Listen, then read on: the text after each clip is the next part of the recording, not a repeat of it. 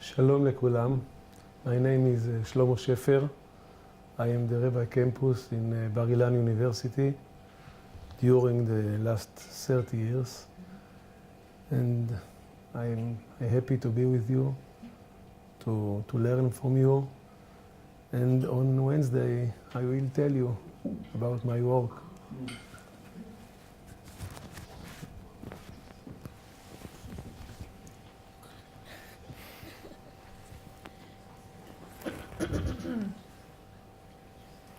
Hello, my name is Aviram Sheman, and I'm an aerospace engineer and a systems engineer, but recently I started studying international relations. I finished my MA, my second degree, a year ago, and now I'm writing my PhD in international relations at Bar-Ilan University. I'm studying protracted conflicts. I'm focusing on the Israel-Arab conflict and some other conflicts. Also, I'm a research assistant in the Department of Political Studies in Bar-Ilan University, and also a member in the Nitzotot Forum, where recently I started focusing on networks and Jewish law. And I hope to learn a lot during this conference, and glad to be here. Thank you.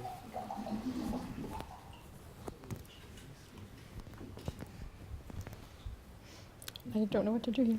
Okay, maybe Kahol, maybe? Okay. Hello, everybody. Shalom to everybody. Avram forgot to mention his newest job, being my husband. That came out a little bit worse than I intended.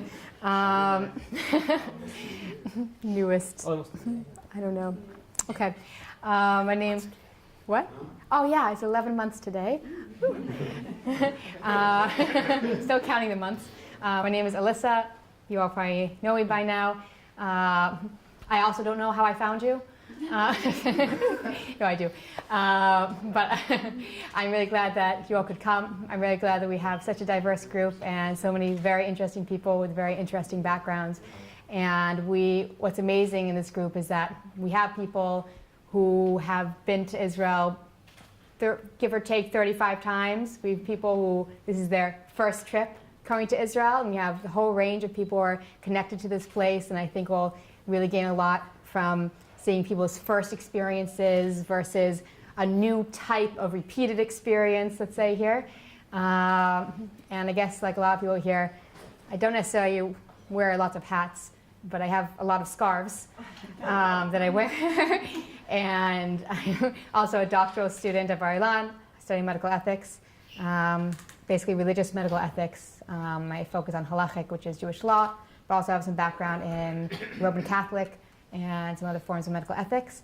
And if you're wondering why my English is so good, I moved to Israel from the Boston area about 3 years ago. And I think that's about it. I'm really looking forward to our discussions, and I'll say one small thing, that one of my goals in life, it's a very big statement, one of my goals in life is understanding and learning about different people, different groups' experiences of or encounters with the divine. Mm-hmm. And the divine doesn't necessarily have to mean a personal God, it does to mean to many people here, but could mean encountering the eternal, or the eternal that's in us, or something, or touching upon that. And I think that this will be a great opportunity to learn about that, how we all engage with that something that's beyond ourselves. Thank you. Okay, your turn. Hello everybody, my name is Tamara Schatz. As Rav Shabtai stated, I'm the general manager of the Ludwig and Erika Institute for Advanced Torah Studies at the Bar-Ilan University.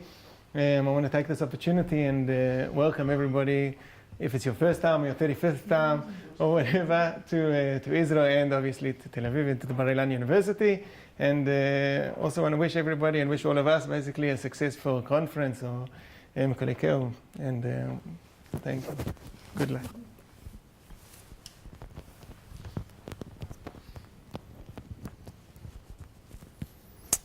Hello everyone, John Thompson. And I teach at Oral Roberts University. I direct the Doctor of Ministry program there. So I come from an evangelical perspective, and a subset of that which would be Pentecostalism. So that's my upbringing. And so I've been at that role for about 4.5 years. Before that, I was pastoring a multinational church in Tulsa, Oklahoma for about 10 years, and also training pastors overseas in developing nations. So it's kind of fun now because I get to teach at both ends of the spectrum. So I have doctoral students, and I have pastors who have no higher education.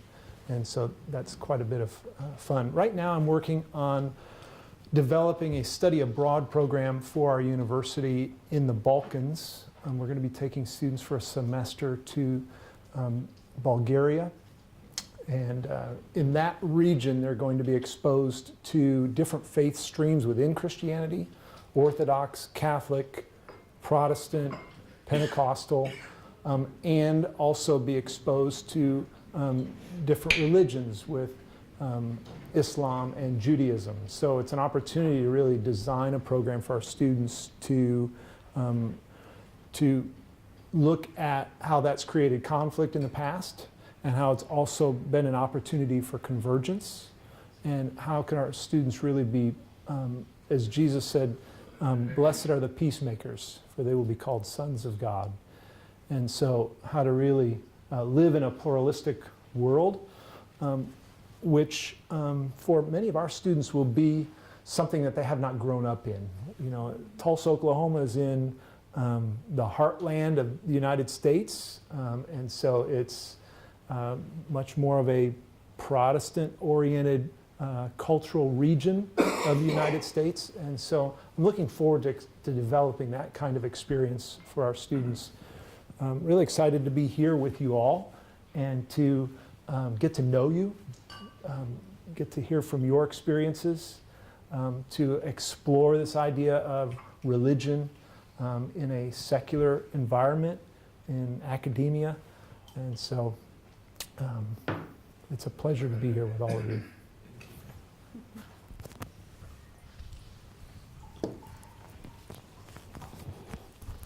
Hi, I'm Sandra Thompson, and I want to thank Elissa and Rolly and the Tel Aviv team for finding all of us, or for finding my husband, rather, and all of you. And I've been married to this great guy for 29.5 years, and I'm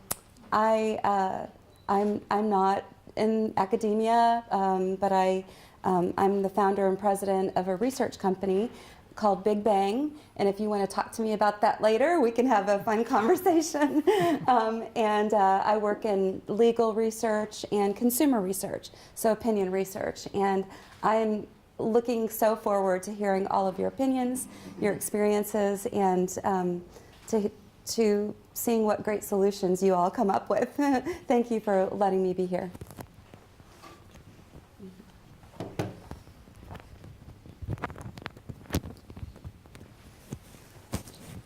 Hi, my name is Effie Friedman.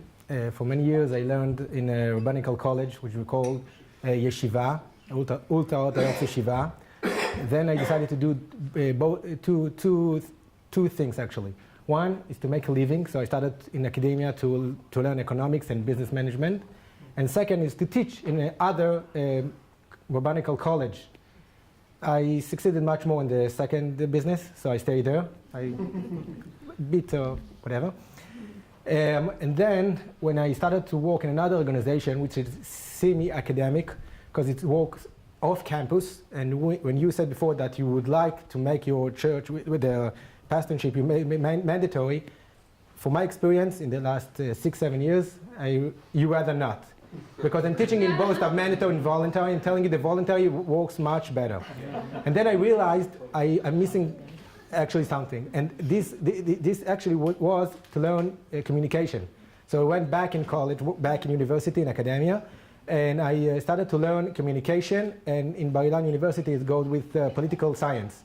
So now I'm making my PhD in those both subjects, while as keeping teaching secular students mostly the Jewish faith and the Jewish basics, Mostly, as I said, voluntarily. They come just to learn, not mandatory. Thank you.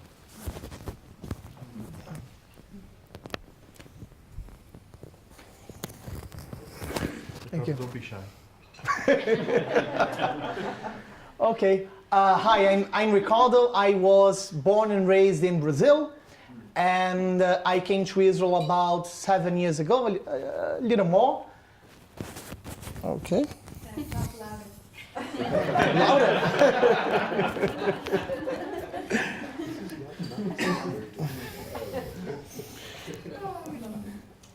Okay, is it good? Okay.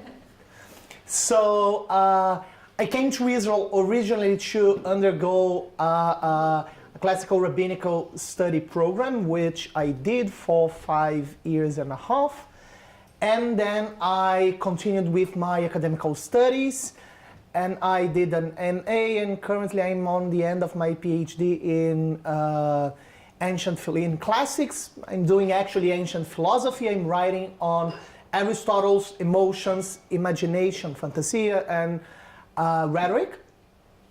So on my, besides that, I'm also a member of the Nitzotzot Forum, and whenever I have the chance, I love to help my Brazilian fellows with questions they might have on Judaism, sometimes on Jewish law, on Jewish theology, and I have a particular interest in philosophy in general, especially medieval philosophy and neo-scholastic philosophy of the last century and also.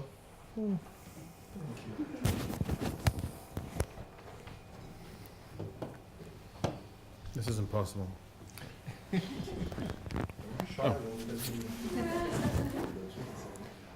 Am I good? That's the question.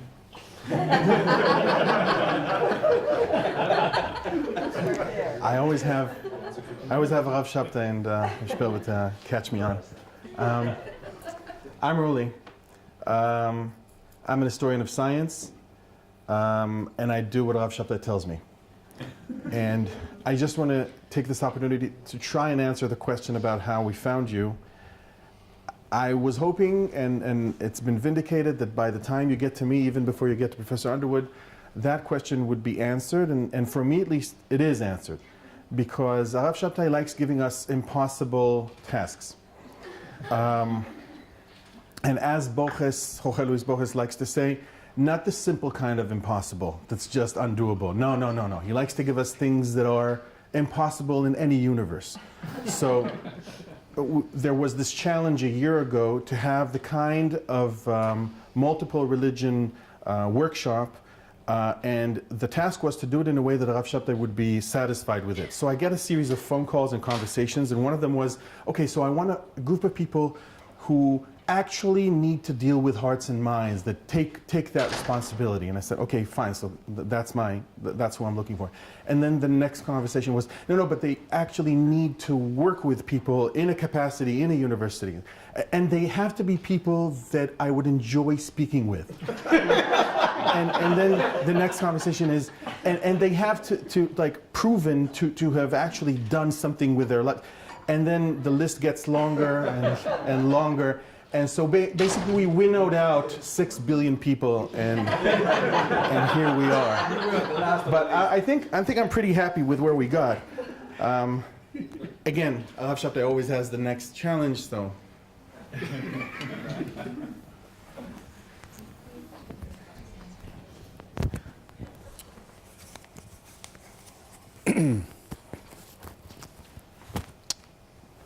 Hi, I'm Grant Underwood. I'm Rolly's butler. It's a pleasure to be here. I come from Brigham Young University in Utah. It's a Mormon school, and so my perspective will be exploring with you a bit of the Mormon take on a lot of these issues, and hoping to engage all of you in conversation on that matter. I'm a historian by background, and I'm also a great admirer of Israel. So today, I made my pilgrimage to Independence Hall and to Ben Gurion's home. That may not excite many of you, but it excited me. this is, you talk about doing the impossible. I think many of us would observe that the creation of a Jewish state in this past century was a miracle, an impossibility. It's something that I honor. And so in addition to sharing our religious perspectives, I look forward to just drinking in the ambiance of Israel. Hi, my name is Ches Raz. Talking that was recorded, you didn't talk. All right. My name is Ches Raz. I wrote my master thesis in Ariel University about intertextuality, inner biblical exegesis. And now I'm a PhD student in Bar-Ilan, in the Bible department. I wrote on Josephus as a biblical exegesis about the book of Joshua, and I'm a member in the Nitzitzot group.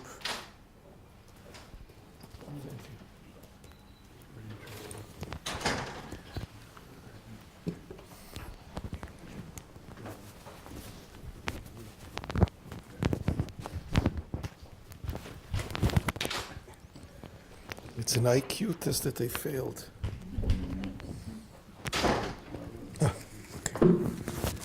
Okay, my name is Shabtai Rapaport, and we met, most of us met virtually, but it's nothing like being together now in the same physical space. And I would like to say a few words about our program. Last week, I sat with one of the foremost leaders in network theory. His name is Professor Shlomo Havlin. He's a physicist. He's one of the teachers of Aviram. And he told me something, a great secret that I don't know if the people here are physicists, so you're not going to run to the press and tell the story. But he told me there is something unpublished that they are doing research and they are now trying to quantify it. And this is the influence of one network on the stability of a network that is attached to it. For example, for a simple example, what is more stable? A network of European airports and stability means what will it take to destroy the network, to make the network fall apart. So you have a network of European airports and it's independent and it's closed, or you have a network of European and American airports that work together as a network, and then the problems in America or the advantages influence the network in Europe and vice versa. When will the European network be more stable? Attached to the American network or detached from it? And the answer is unequivocally, it's very simple. It'll be more stable attached to another network. Even the other network has different interests and different ideas and different order of priorities, or maybe even different value system. We are talking about social network. Two networks that are interconnected are much more stable than one network that is independent, that is more or less uniform or belongs to the same color or has the same discipline.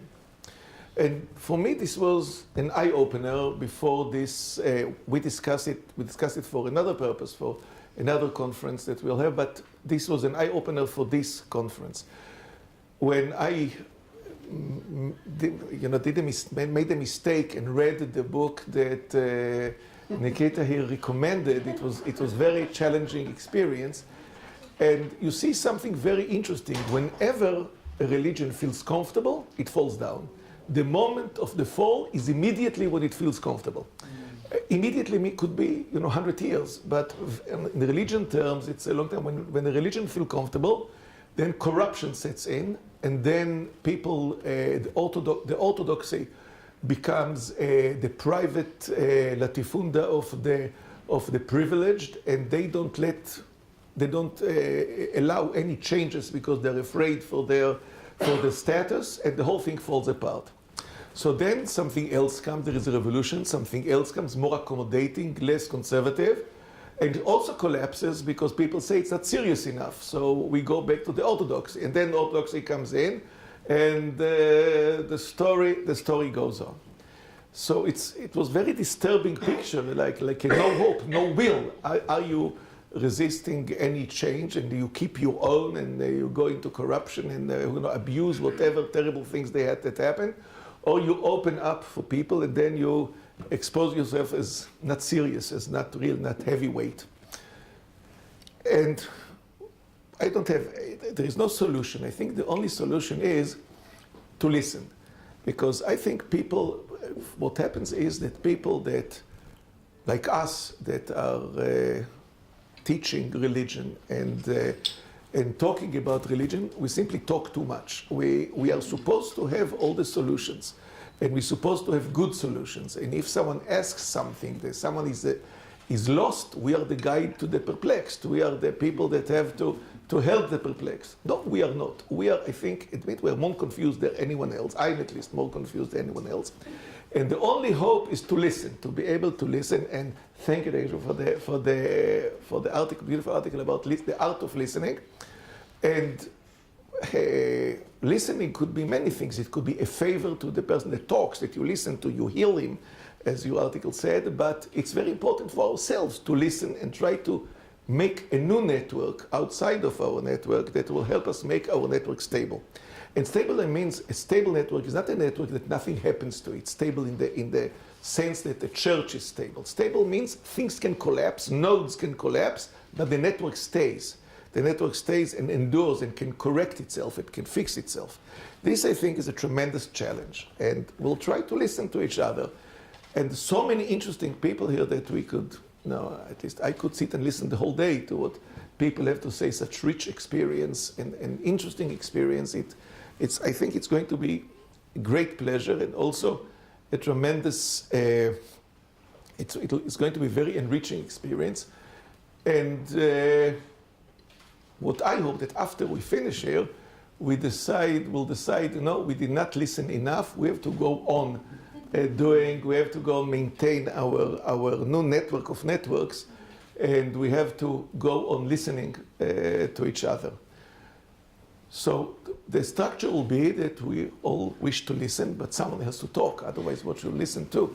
So there was, most of the time we'll simply enjoy ourselves. Well, one person will talk and bring, you brought with yourself beautiful, beautiful things to show. The articles that we got, the preview was excellent.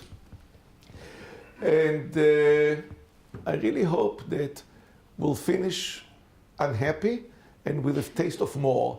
Unhappy in the sense that not satisfied, and with a taste that we want more. And more listening, unlike the cake, more listening doesn't make you overweight or is not dangerous. You can listen without a limit and still be curious and still have an appetite, and you grow in a good way. So thank you so much. It was really very pleasurable. You know what I'm saying about impossible, right? Yeah. By the way, it's not just me. And now we are moving to the hotel, right? Yeah, we have like 20 minutes to talk to each other. And then we will finish. Okay.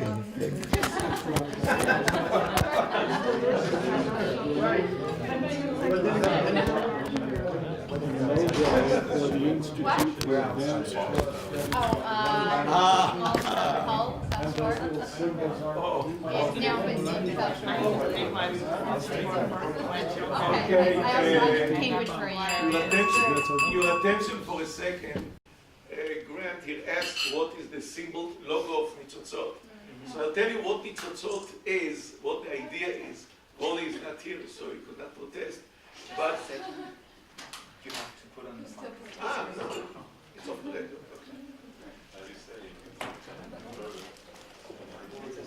Okay. Never happened. Okay, Nitzotzot, our forum, is based on a Jewish story of the creation.